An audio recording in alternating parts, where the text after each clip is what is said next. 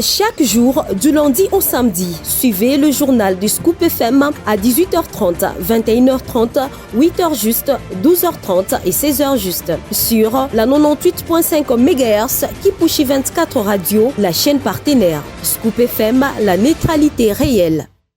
Désormais, la date du 31 mars sera dédiée à la commémoration de la Journée nationale de la masculinité positive. C'est ce qui ressort du Conseil des ministres tenu le vendredi dernier. Et puis de son de cloche désormais à l'Union pour la démocratie et les progrès sociaux, UDPS, sur la révision ou non de la Constitution. Le secrétaire général du parti choisi par la Convention démocratique du parti a contredit Augustin Kabouya sur cette question. Vous aurez de précisions au cours de cette édition du journal. Mesdames, Messieurs, bonsoir et bienvenue à tous dans ces nouveaux journal si vous nous rejoignez sur Scoop FM. Lors de la 17e réunion du Conseil des ministres tenue le vendredi 11 octobre à la Cité de l'Union africaine, 3 projets de loi de ratification du secteur de finances publiques portés par le ministre de Finances Doudou Fouamba ont été présentés et adoptés par le gouvernement. Ces 3 projets de loi, dont l'un avec la Banque africaine de développement pour l'appui au développement de chaînes de valeur en soutien au programme de transformation agricole.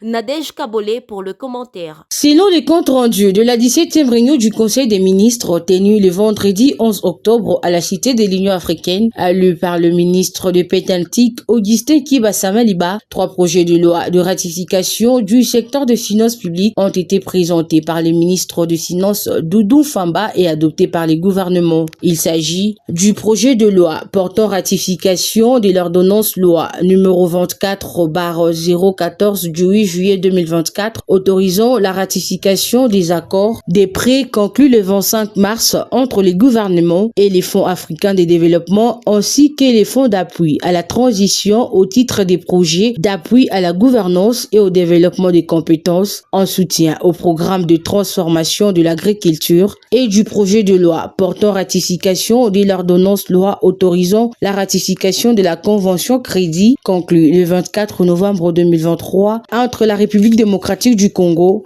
et les Capital Management, suivi du projet de loi autorisant ratification des désaccords des prêts du 28 septembre 2024 conclus entre la République démocratique du Congo et la Banque africaine de développement au titre des financements du projet d'appui au développement de chaînes de valeur en soutien au programme de transformation de l'agriculture d'un montant global de 197 millions d'unités des comptes. Signalant que ces différents textes de ratification sont le fruit de la coopération entre la République démocratique du Congo et ses partenaires économiques et financiers. Après cette étape, ces textes doivent être déposés au niveau du Parlement pour examen et ratification au niveau des 2 chambres du Parlement, à savoir l'Assemblée nationale et le Sénat. Restons toujours au chapitre du Conseil de ministres. Léonie Kondolo, ministre du Genre, Famille et Enfants, a présenté aux membres du gouvernement central au cours de la 17e réunion du Conseil des ministres le dossier relatif à l'adoption de la stratégie nationale de promotion et des commémorations de la Journée nationale de la masculinité positive le 31 mars de chaque année. Suivez un extrait du compte rendu du Conseil de ministres lu par le ministre Augustin Kibassa. Stratégie nationale de promotion et la commémoration de la Journée nationale de la masculinité positive. La ministre du Genre, Famille et Enfants a présenté au Conseil, conformément aux enrichissements de la commission interministérielle habilitée, le dossier relatif à l'adoption de la stratégie nationale de promotion et la commémoration de la Journée nationale de la masculinité positive. Cette stratégie étant l'une des priorités du gouvernement telle que définie dans la lettre des missions du ministère du Genre, Famille et Enfants, vise à promouvoir les droits de la femme, lutter contre la violence faite à la femme et la fille et promouvoir l'équité et l'égalité des sexes. Ce qui matérialise la volonté politique du chef de l'État, président de la République, son Excellence Félix Antoine Tshisekedi Tshilombo, de la masculinité positive. Dans le même élan, il est prévu que la journée nationale de la masculinité positive, non chômée et payée, soit commémorée en République démocratique du Congo le 31 mars de chaque année.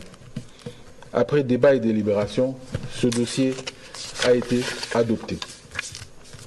Et puis, le ministre de la Santé publique, Hygiène et Prévoyance sociale, le docteur Samuel Roger Nkomba, a effectué une visite à l'hôpital du cinquantenaire de Massissi où seront pris en charge les patients atteints du monkeypox le dimanche 13 octobre 2024.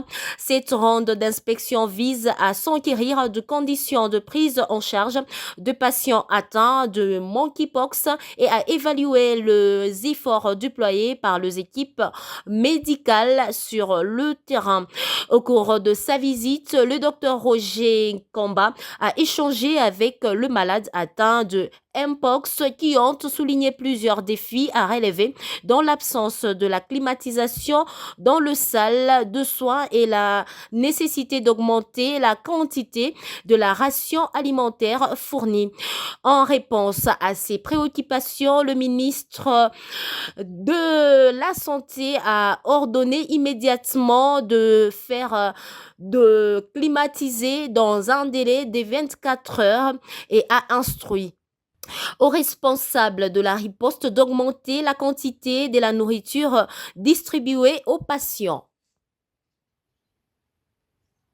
Comme annoncé en début de ce journal, le débat sur la révision constitutionnelle initié par Augustin Kabouya en réaction le secrétaire général intérimaire de l'Union pour la démocratie et le progrès social, Tshisekedi, a désigné par la Convention démocratique du parti, Deo Bizibou, a exprimé son désaccord à ce sujet en s'adressant devant le militant de la Fédération de Lukunga le dimanche 13 octobre 2024 à Kinshasa. Suivez Deo Bizibou dans cet extrait. Azokaki na kombo ya IDPS ndeko moko abimi lobi au nom de l'IDPS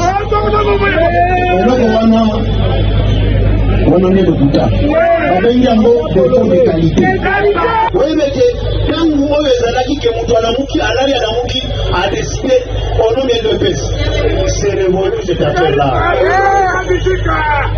na IDPS esengeli to se concerter concertoza na présidence ya parti toza na CDP toza na CEP commission de permanente nazoka bato koloba référendum élection eza matière pe ya CEP commission de permanente avant de décider quoi que ce soit esenge tovanda tozolola et puis tobosana te nalobaki na bino parti na biso kombo nango UDP Tshisekedi président Nabiso a empêché haute autorité politique de référence a empêché mais comment on va décider comme ça sans que tout aille jamais mon client est là voyez bien que constitution yango moko est prévoir déjà que l'école a révisé. Très bien, c'est déjà prévu. Il faut même aller très loin. Changer. Très loin. Pour décider na IDPS. Toza na ba organe. Na ba structure ya parti. Toza na présidence ya parti. Toza na convention démocratique ya parti. Les activités na biro na ye. Toza na CEP, commission de permanente. Vous allez présenter la vidéo naïe. Haute autorité de référence. Augustin Kabouya, secrétaire général de l'IDPS, s'active ardemment avec ses bases pour aboutir à la révision constitutionnelle de la RDC. Le mot d'ordre de Kabouya sera-t-il suivi à la lettre pendant que certains membres de sa formation politique lui ont déjà retiré la confiance? Elvis Sontumba, cadre de l'IDPS, donne sa version de fait au micro de Christian Muchompa. Je pense que on peut être contre SG Kabouya par les uns ou les autres, mais on ne peut pas être contre au sein de l'IDPS par rapport à cette procédure de la révision ou de changement de la Constitution. Oui, il y a de ces gens-là qui pensent que Kabouya n'est plus une bonne personne à la tête de l'IDPS, mais au moins l'idée, la démarche de l'IDPS, c'est vraiment l'héritage nous légué par Etienne Tshisekedi avant sa mort. Il nous avait dit, une fois IDPS au pouvoir, on va tout faire pour réviser cette constitution. On va tout faire pour changer cette constitution. Et aujourd'hui, l'IDPS, il est au pouvoir. La constitution, aujourd'hui, doit être révisée parce que c'est une constitution qui privilège que les Occidentaux, les Rwandais, les Ougandais, donc les 9 voisins de la RDC. Est-ce que vous savez que l'article 217 de la dite constitution nous demande, si nous avons des petits couacs ou des tiraillements avec nos pays voisins, on peut leur céder quelques kilomètres de la terre congolaise juste pour protéger notre bon voisinage. Donc, ma question est celle-ci. Si aujourd'hui, on a des petits problèmes avec Rwanda, on lui donne par exemple 500 km ou même 200 km. Le lendemain avec Ouganda, 200 km. L'autre jour avec, par exemple, la Tanzanie, 200 km. L'autre avec la Zambie, 200 km. Et au finish, le Congo risque de disparaître sur la cartographie de l'Afrique. Qui engage la jeunesse katangaise? Cette question est presque sans réponse au regard du bicéphalisme observé à la tête de cette structure. D'un côté, Papi Chamouangué et de l'autre côté, Franck Kabound.